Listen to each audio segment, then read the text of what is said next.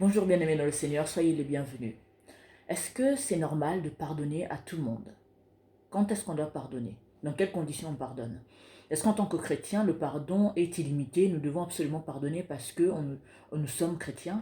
On va voir tout ça avec des versets qui démontrent que, voilà, on va développer tout ça avec les versets. C'est l'apôtre Harmonie, soyez les bienvenus, que Dieu vous bénisse infiniment.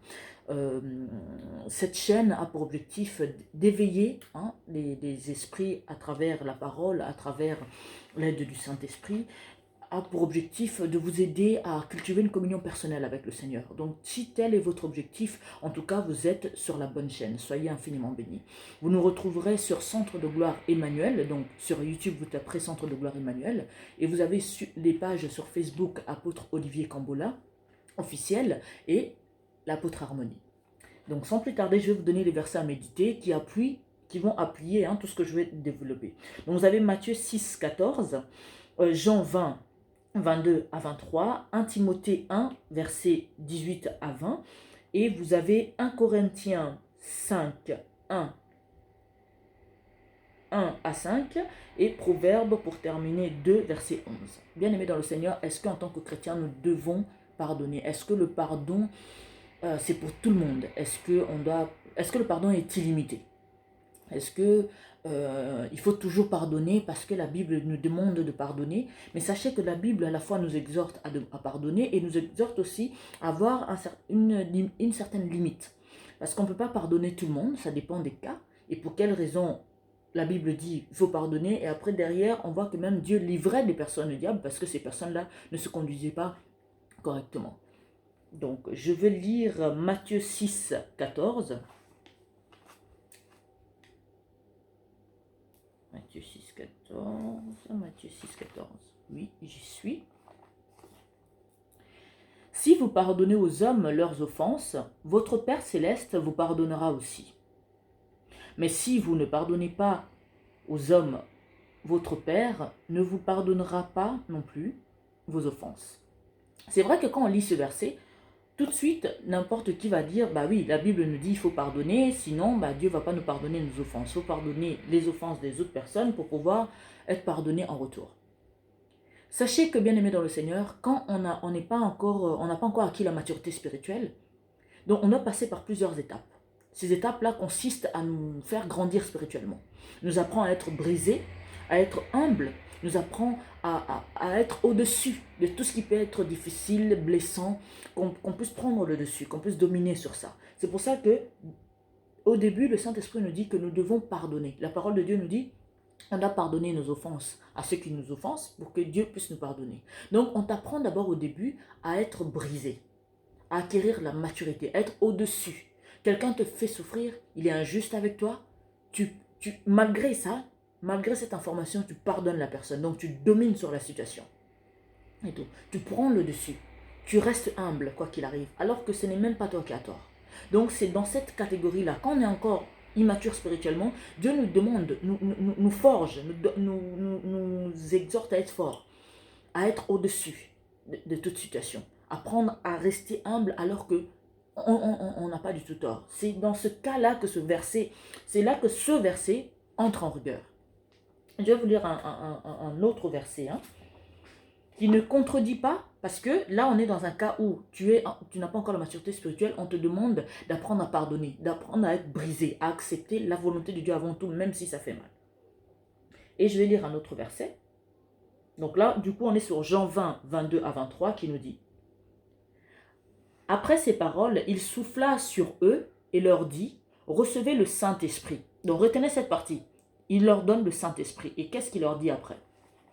Ceux à qui vous pardonnerez les péchés, il leur sera pardonné.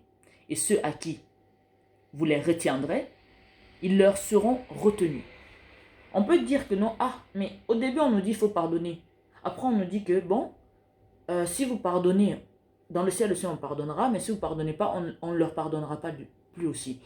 Ça nous donne l'impression qu'il y a contradiction. Non. Là on dit, je reprends, après ces paroles, il souffla sur eux et leur dit: Recevez le Saint-Esprit. Vous voyez? Là, on leur donne le Saint-Esprit. Donc ils ont le discernement en eux, ils ont le Saint-Esprit en eux. Donc ils ont la maturité spirituelle. Ils peuvent juger spirituellement. Donc pas injustement. Parce que quand on doit juger quelque chose charnellement, on ne jugera pas justement. Mais alors que quand on juge quelque chose avec le Saint-Esprit, donc on émet un bon jugement concernant ce problème, concernant ce cas, concernant la personne en particulier. Bien-aimés dans le Seigneur, on peut voir ici qu'on ne peut pas pardonner tout le temps. Ce n'est pas possible. Parce que pardonner tout le temps, c'est encourager tout le temps que ces personnes-là continuent à faire du mal. Vous avez Proverbe. Il faut vraiment réfléchir là-dessus, parce que beaucoup de gens vont dire, oh non, en tant qu'enfant de Dieu, on doit pardonner. Réfléchissez un peu. Parce que même Proverbe, Proverbe 2, 11 nous le dit, ta réflexion veillera sur toi, l'intelligence te gardera.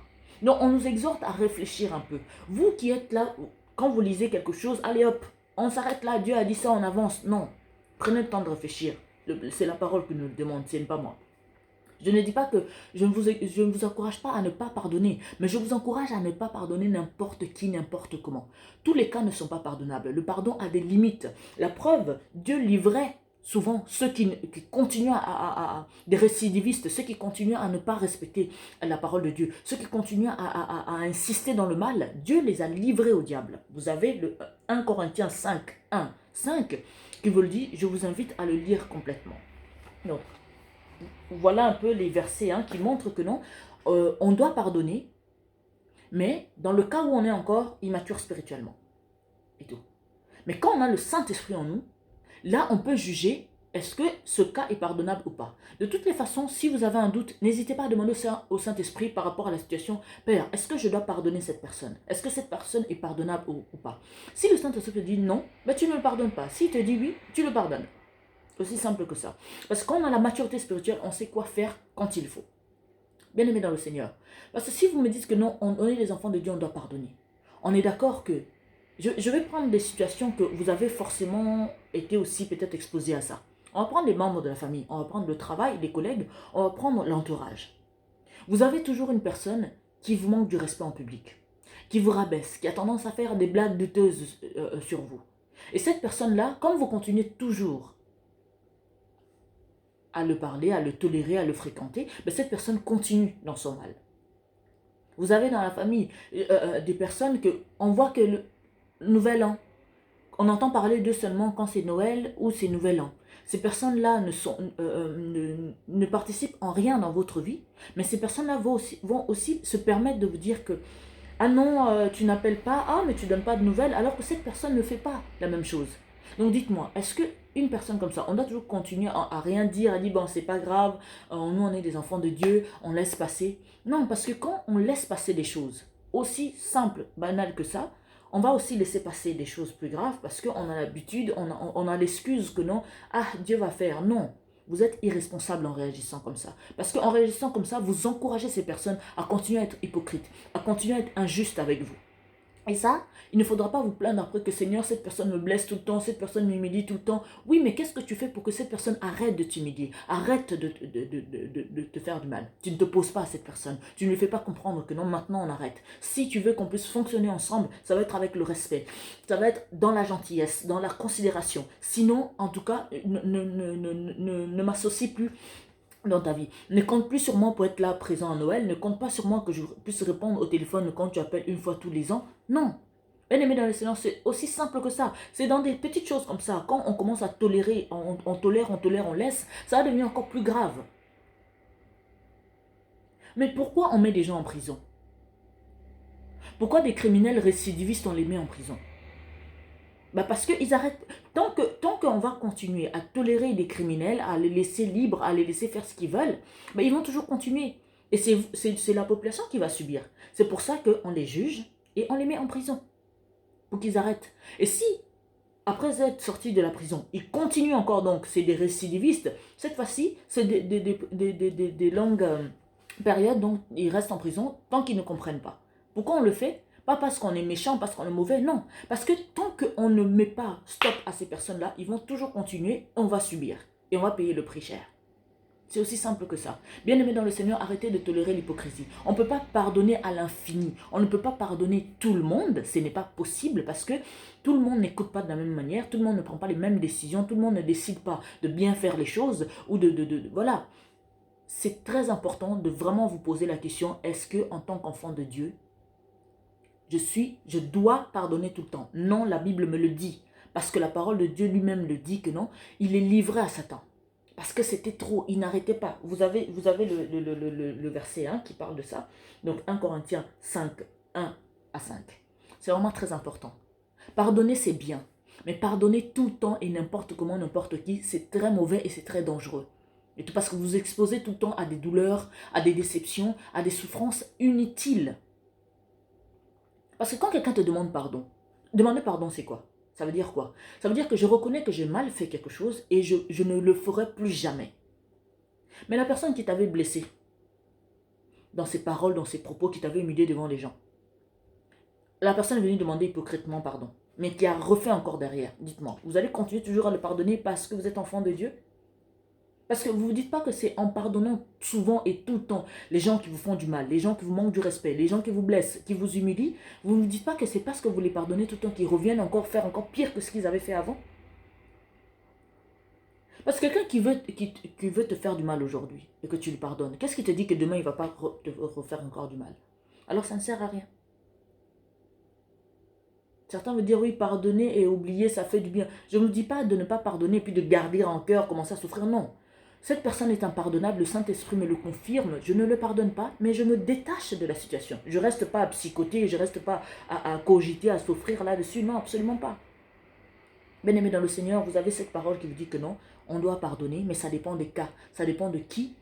Et en tant qu'une personne qui n'a pas encore acquis la maturité spirituelle, Dieu vous invite à pardonner parce qu'il veut vous briser, il veut vous apprendre à être humble.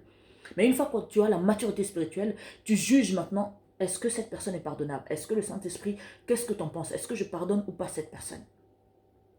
Que Dieu vous bénisse infiniment. Merci de votre attention. Je vous invite vraiment à lire les versets qui vont vous permettre de comprendre que je ne suis pas là pour vous dire ne pardonnez pas, non.